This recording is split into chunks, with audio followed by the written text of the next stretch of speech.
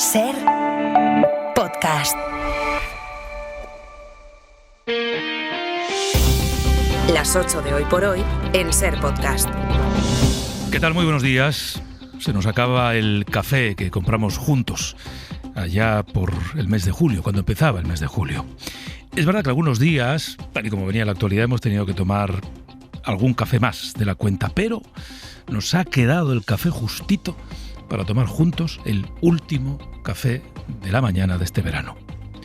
O el último té, que Iñaki de la Torre los prefiere. Bueno, mañana ya no nos cruzaremos en el bar de la esquina para tomar el café, pero este último lo vamos a tomar en taza grande y lo vamos a beber despacito para disfrutarlo. Las mañanas en Ceuta son tranquilas, las tardes se están convirtiendo en polvorines.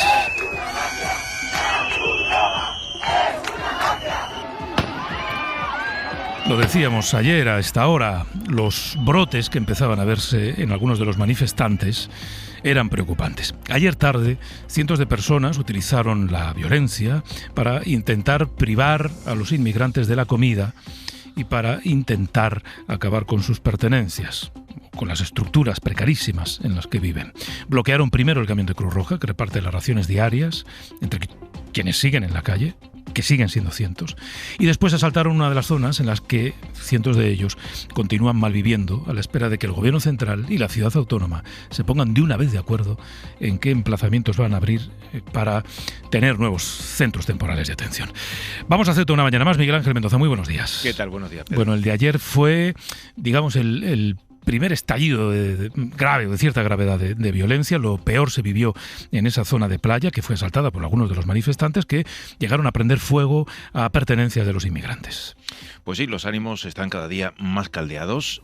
Las pruebas son evidentes, llega la tarde y toca irse de manifestación. El nivel de hartazgo ante la falta de resultados claros está propiciando que la gente salga a la calle, pero también que haya grupos que aprovechan para adoptar medidas por su cuenta, como ocurría este jueves. Se adentraron en la playa aproximadamente medio centenar de personas, algunas con cascos incluso por si los migrantes lanzaban piedras. Comenzaban a tirar sus pertenencias, incluidas las chozas, al agua. Luego procedieron a quemar algunas de ellas. Con una gran humareda de fondo, la policía hacía de tapón para que no se produjera el contacto directo. Los migrantes fueron arrinconados en las escolleras de la playa Benítez. Ni siquiera se pudo llegar a la playa del Trampolín. Las cosas se fueron calmando, aunque hubo algún conato con la aparición incluso de gas pimienta sin que se sepa quién lo ha lanzado. Por cierto, que lo notamos. Y la ciudad a última hora del día difundía un cartel por redes sociales con el título Ceuta somos todos, no a la violencia, sí a la unión, donde pretende que Ceuta esté por encima de todo. Dicen una ciudad, un sentido, un compromiso. Gracias, Miguel Ángel. Negar la comida a un inmigrante será hartazgo, pero también racismo. Quemar las pertenencias de un inmigrante será desesperación, pero también xenofobia. Perseguir a un extranjero será miedo, pero también violencia. Así que toda solidaridad, claro, pero ninguna condescendencia con los violentos, sean ceutíes o sean inmigrantes que atacan a patrullas del ejército. Este último, ese ataque a la patrulla del ejército, el incidente más grave protagonizado por decenas de estos inmigrantes, y llevó ayer al PP a pedir al gobierno que permita al ejército, que dote al ejército de los instrumentos necesarios para que pueda realizar labores de seguridad en Ceuta. Javier Bañuelos. Javier, muy buenos días. ¿Qué tal, Pedro? Buenos días. Oye, Javier ha tocado levantarse prontito, bueno, esto lo hace todos los días, pero hoy lo ha hecho para ir al Congreso de los Diputados, porque esta mañana comparece allí el ministro de Interior, en la que es sin duda una de las comparecencias más relevantes de las que se están viviendo esta semana en el Congreso. Llega el ministro que filia a los inmigrantes, bueno, no él, sino su departamento, las fuerzas de seguridad, que tramita expedientes de expulsión, que controla la seguridad en Ceuta o que vigilaba la frontera. Llega el ministro que niega que nadie le avisará de que lo que luego sucedió el 30 y 31 de julio. Javier. Sí, Fernando Grande Marrasca llega hoy aquí al Congreso con muchos datos aún por aclarar. Interior no ha detallado aún cuántos migrantes han pasado por ese triaje previo para solicitar protección internacional. También hay datos anclados en el pasado, como el número de expedientes tramitados precisamente para conseguir esa protección. Interior no actualiza desde hace una semana la cifra de 533 casos.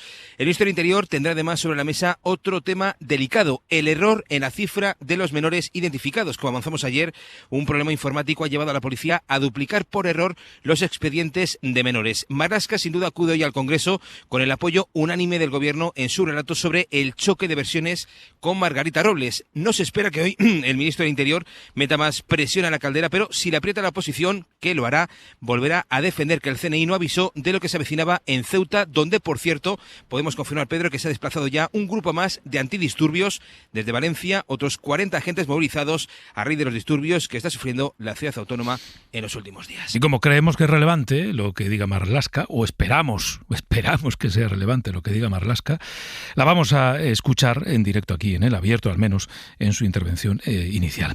Hay en el Partido Popular una cierta actitud de disculpa de estos brotes violentos que hemos vivido, porque cuando la violencia se intenta justificar o se intenta explicar, en realidad lo que se hace es validar la violencia, convertirla en un medio de expresión del descontento.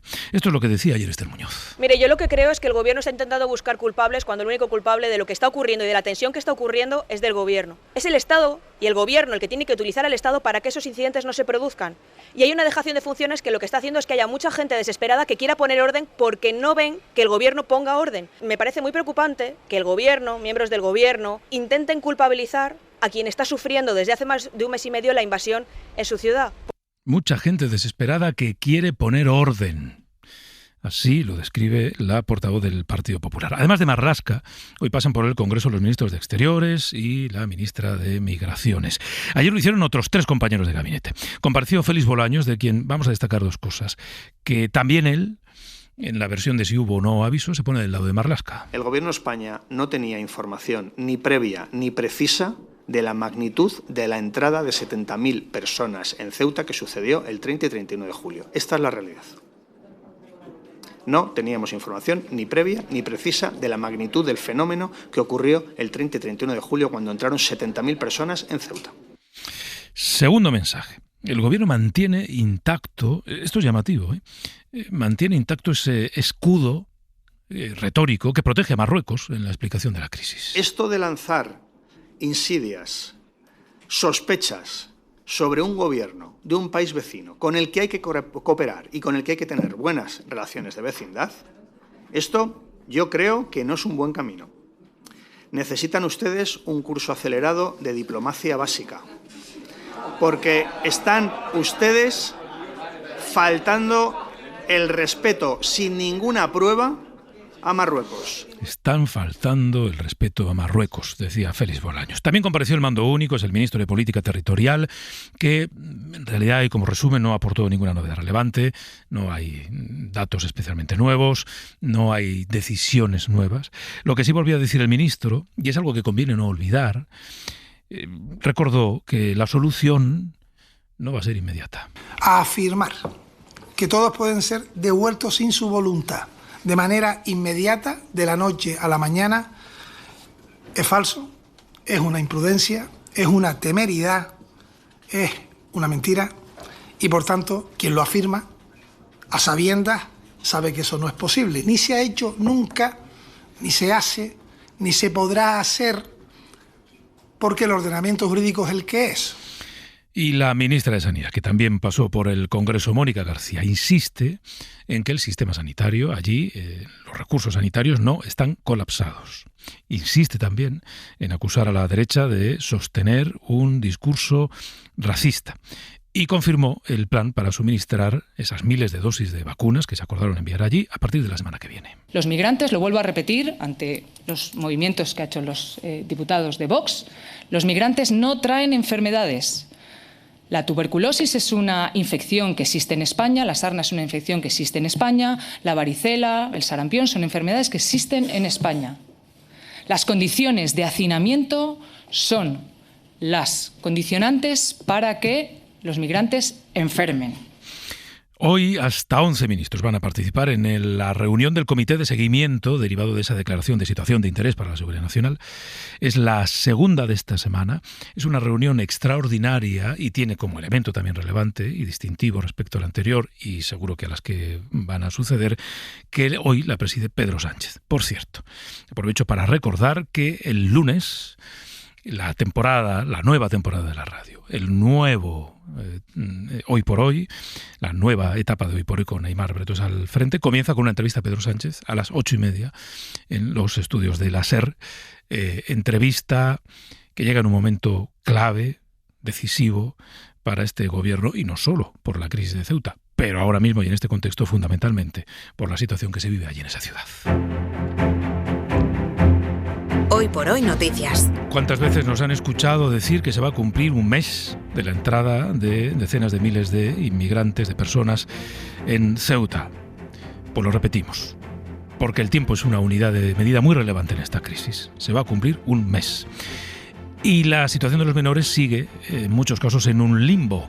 A falta del dato definitivo de cuántos hay en la ciudad, sobre eso ha habido algunas rectificaciones, porque en interior lo que nos dicen es que hubo un problema informático en el recuento de esos menores y en la afiliación y se duplicaron datos, es decir, que no serían casi 3.000, serían algo menos de 2.000. Bueno, tampoco sabemos si todas las niñas y adolescentes que el gobierno se comprometió a acoger están ya o no bajo su cuidado y de la ciudad. Tampoco se sabe cuándo podrían ser derivadas a la península, que es otro compromiso que el gobierno adquirió. Ayer la conferencia sectorial solo tomó una decisión económica: destinar 25 millones de euros para gestionar esta parte de la crisis en la que vive Ceuta. Decidió eso y evidenció que el gobierno va a estar prácticamente solo en las decisiones que pueda adoptar sobre el reparto de los menores que están en Ceuta.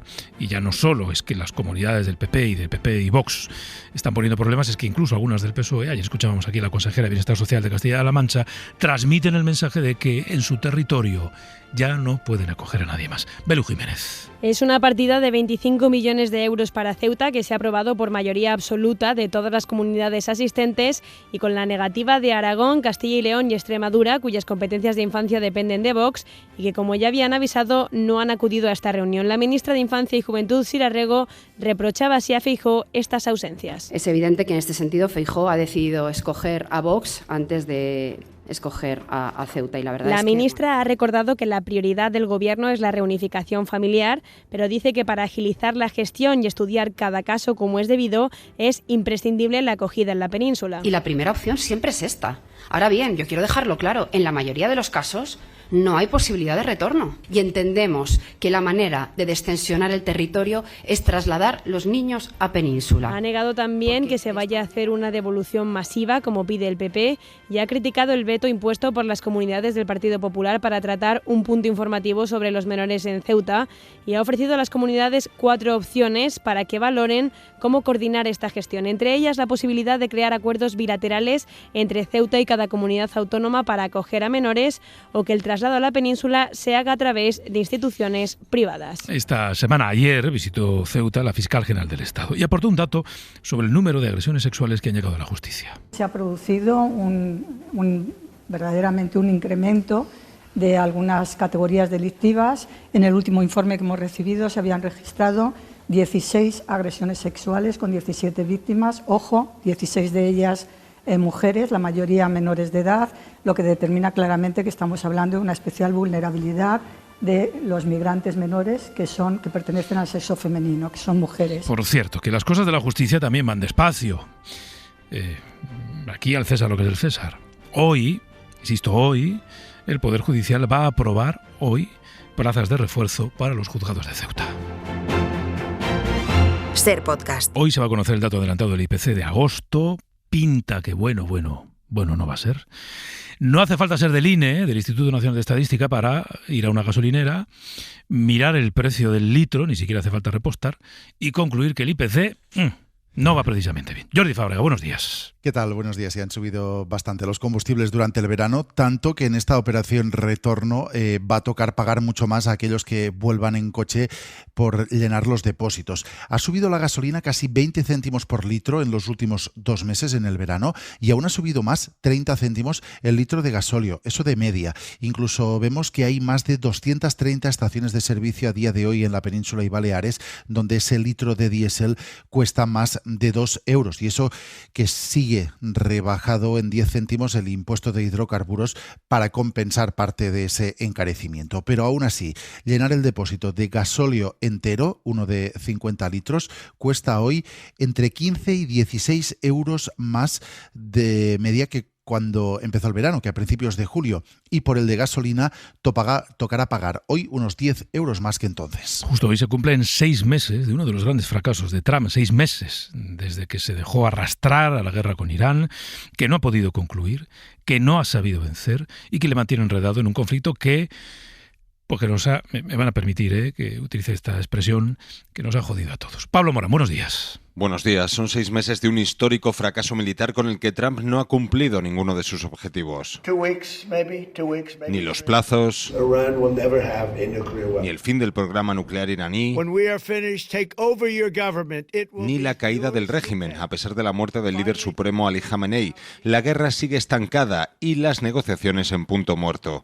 Iraníes con los que hemos contactado describen una situación desesperada. Además de los 3.000 muertos por los ataques, el impacto de la guerra ha destruido la economía nacional. Hay miedo al desabastecimiento. En las últimas horas se han registrado largas colas en las estaciones de servicio por temor a escasez de fuel, fruto de la renovada ofensiva de Trump contra la economía del país. La guerra ha desestabilizado Oriente Medio, también la economía global por el cierre del estrecho de Hormuz, por el que antes de la guerra pasaba libremente la quinta parte del petróleo mundial. Un informe del Instituto CREA eleva por encima de los 330.000 millones de dólares el coste adicional de los combustibles fósiles en estos 6 meses. Es que ha habido un aumento muy significativo del coste de los alimentos y a sistemas alimentarios que muchas veces son muy dependientes de las importaciones, ¿no? Con consecuencias más allá de Oriente Medio, tal y como alerta Acción contra el Hambre. Y estamos pendientes esta mañana del incendio que ayer obligó a desalojar a la población del Saler, muy cerquita de Valencia. Manu Gil, buen día. Buen día. 250 efectivos, incluida la UME, han trabajado toda la noche en ese bosque del Saler para evitar que el fuego se reavive. A las 9 de la mañana está convocado otro CECOPI. La última cifra oficial